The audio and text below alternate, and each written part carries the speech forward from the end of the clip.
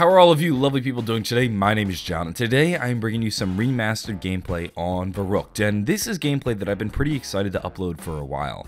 When I was at Treyarch Studios, I didn't have much time. I think my flight was leaving at around 1 o'clock. I started playing this game at maybe 10:30. I'm like, well, I don't have time to really sit down and play a long game of zombies, but maybe I can do a challenge or something. Just squeeze it in before I leave to LAX, and I ended up doing a first round challenge on the map Verruckt, and I was excited when I finished this gameplay. I was like, man, this is going to be something I'm excited to upload onto my channel. I think people are going to find this gameplay interesting. I think this is going to be something nobody else is really doing, because a lot of people are doing Easter eggs. A lot of people were playing, showing off a lot of the cool stuff, but nobody was doing a challenge on Verruckt. And challenges are one of the things I love about zombies, because it allows you to reinvent the game or play it in new ways different than before. Because doing the first round challenge on Verruckt feels much different than, say, just playing a regular game on Verruckt. The pace is different. It's round 4 and I'm very scared. I have to watch all 3 windows and I have to always check my back because I never know when the zombies are coming. As I watch this gameplay, the gameplay almost looks sped up to me, and that's not the case. That's because I'm always running from window to window, and it's such a smaller area, so the zombies sneak up on you faster.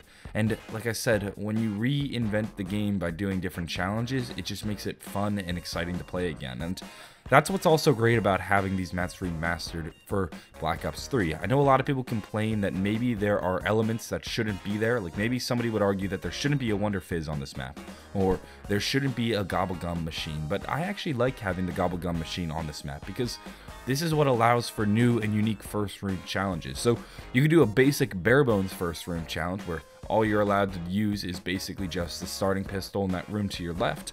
Or you can do a fun first room challenge where you're allowed to use a Gobblegum machine, and then suddenly you have access to things like wall power, which will allow you to pack a punch, say, the bootlegger, excuse me, which is in that room right there, as you'll see me do. Or you can pack a punch the starting pistol, or say the Shiva. Now this is actually where I'm a little bit concerned I might have, excuse me, broken some rules in this first room challenge. The first thing I'm wondering is, am I allowed to go into that room right there? It's still technically the first room, or are there first room purists who say no, the first room challenge is only in this starting area with the Shiva and the RK5.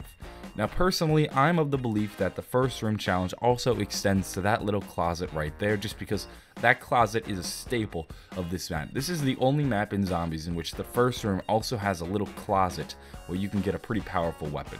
Now, in World at War, the weapon you get from the closet, I don't think it was very good. I forget what it was, but I like having the bootlegger right there. The bootlegger is the perfect weapon for this challenge. It reloads relatively quickly, and it's also a pretty powerful gun. And what you'll see me do eventually in the later rounds of this game is kind of just camp in that closet, and that's what allows me to go for so long. Now, imagine though you had the Gobblegums at your disposal. So you get a Perkaholic, and now you don't have to worry about taking too many hits, or you have Widow's Wine, which means when the zombies get close enough to you, you'll have a little bit of a buffer. You'll have time to reload because those webs are going to shoot out from you. You also have Double Tap, which will allow you to dispose of the zombies quicker.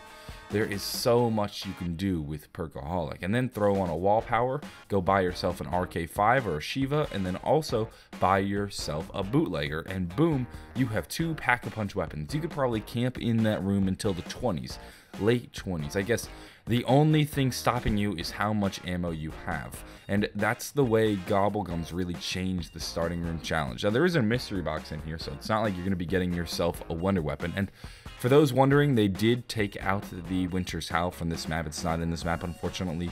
You can get your hands on the Wonder Waffle, which is fun, I guess, but I would have liked the Winter's Howl. The Winter's Howl to me is the classic, but unfortunately we're going to have to set that aside for another day. One of the things I'm sure a number of you are probably going to be a little disappointed on is the fact that I don't actually get to explore this map by doing the first room challenge. I'm sure a lot of you would like to see me walk around the entire area so you can get a good sense of what the remastered version of this map looks like. And what you can do is look out into the courtyard when I fire out into there, or look out into the forest to see what those areas look like, or I guess the starting room if you really want. And it is unfortunate in this gameplay I don't really walk around. However, I will tell you, this isn't one of those maps that when you look at the remastered version, you're going to go, oh my god, this place is stunning.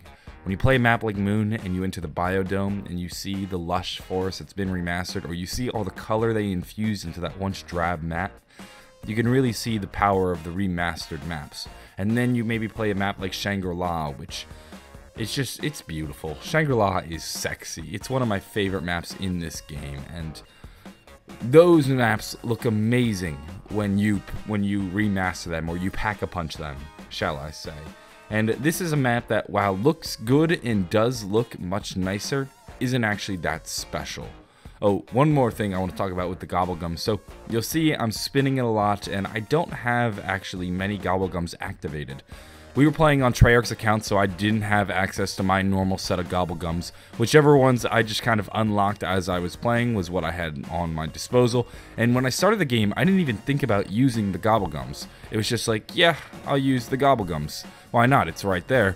And then I'm like, well, shit, the only Gobblegum I have activated is Crawl Space. I thought I had more. I thought I had a wall power. Turns out I didn't have a wall power activated, so I didn't really get to take advantage of that as much as I would have liked. And this makes my first room challenge a lot harder and a lot more intense. But the Crawl Space actually did come in handy, as you'll see in that moment earlier over there. I was starting to get a little cornered. The zombies were overrunning me. I didn't dispose of them as quickly as I should have. And what I did was I activated the Crawl Space, and boom, they all went down. And it's actually a pretty handy thing to have.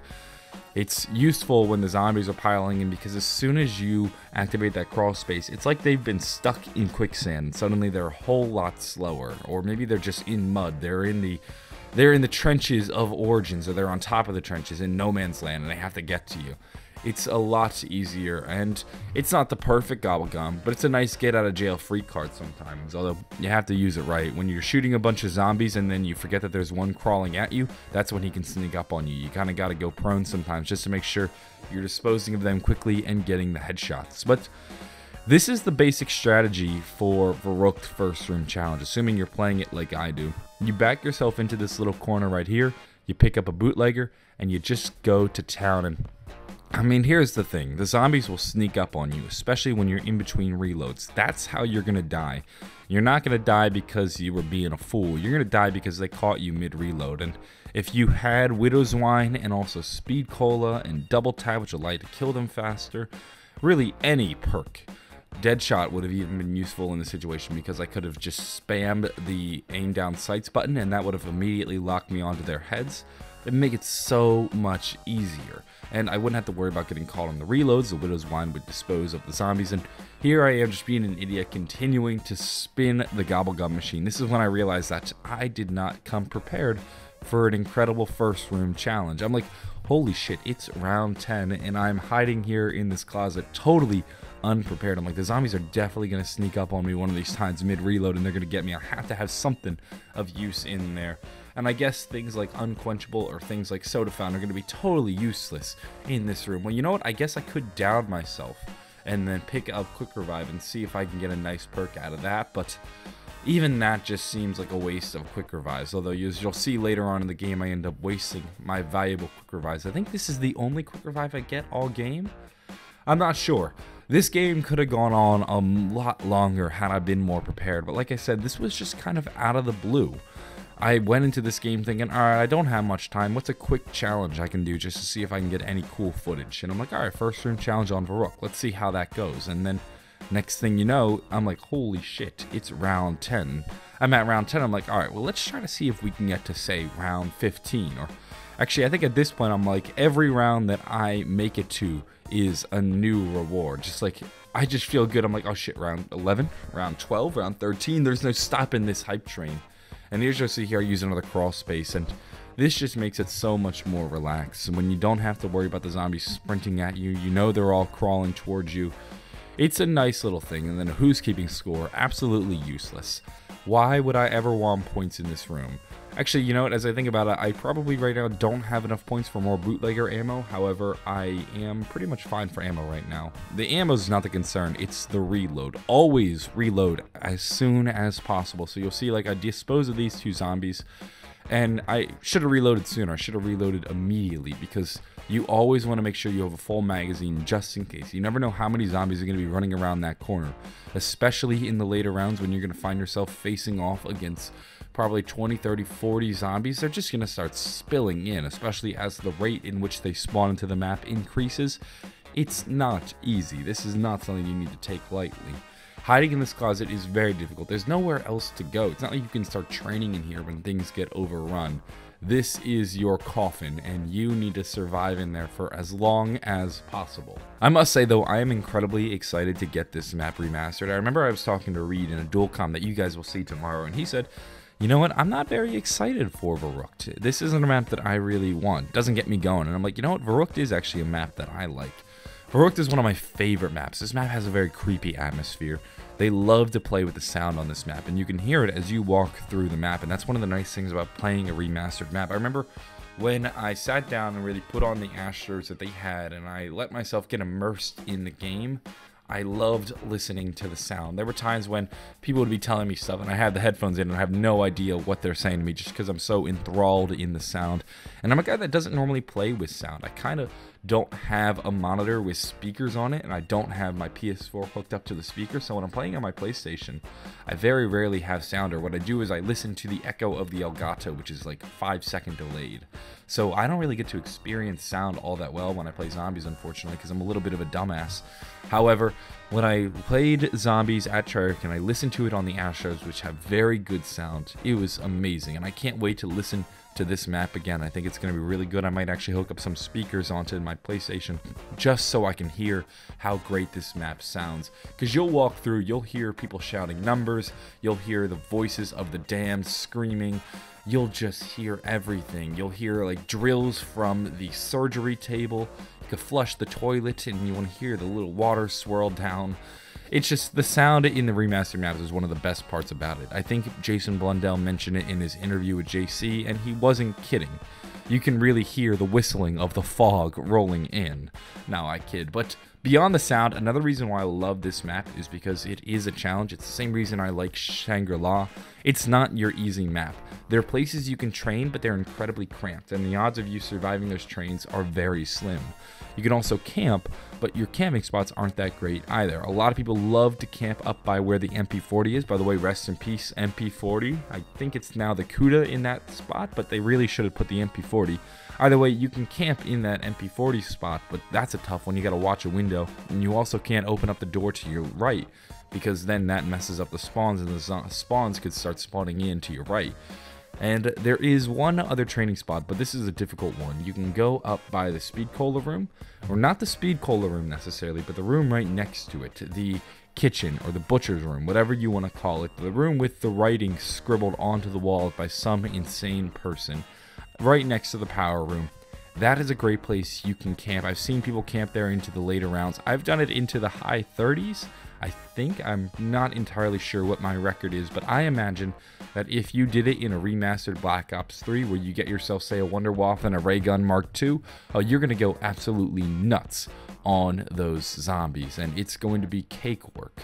I could probably do that into the 40s and 50s. I mean, the Ray Gun Mark II doesn't stop being a one-hit kill into the later rounds, so you can just go fucking nuts and feast on those zombies. And this is when the gameplay gets good. When I get an insta-kill right at the start of round 14, I'm like, oh yeah, round 15, here I come. I remember there used to be an old challenge called 15 rounds. That's easy. And the idea is you have to make it to round 15, and I think it was without turning on the power and only using wall weapons. It was actually a lot harder than it seems because you didn't have Juggernog, and this was Blackouts where it was like 2 hits to die. Oh, this was close. I got way too cocky with that quick revive, and I think no, I don't. Oh, yeah. I do the little loop around, and I guess you can train there, but very briefly and end up dying, and I'm like, well, shit. Now I've got the death and taxes, I might as well make up for it and kill as many zombies. Yeah, I was way too cocky. The crawl space was a little bit of a get out of jail free card, but those crawlers were still pretty quick. I had to do a little loop around those 2 crawlers. However, they were disposed of, and I do make it to round 15. Despite going into it thinking I had this in the bag, I did not have this in the bag. And here's where I'm a total dumbass. I sit here hiding in the closet. First things first, I should have bought more ammo. Secondly, I should have went and grabbed quick revive. I don't know why I'm here rebuilding these windows. I'm such an idiot. Oh God, John, what were you thinking? Your lifeline is there and you have more than enough points. It's only $500, and I think I try training here and I'm like, yeah, this will work out. I can definitely train here, and I cannot. As you'll see, I go down. Anyway, I hope you guys enjoyed the video. I'm gonna go. Have a wonderful day, and bye.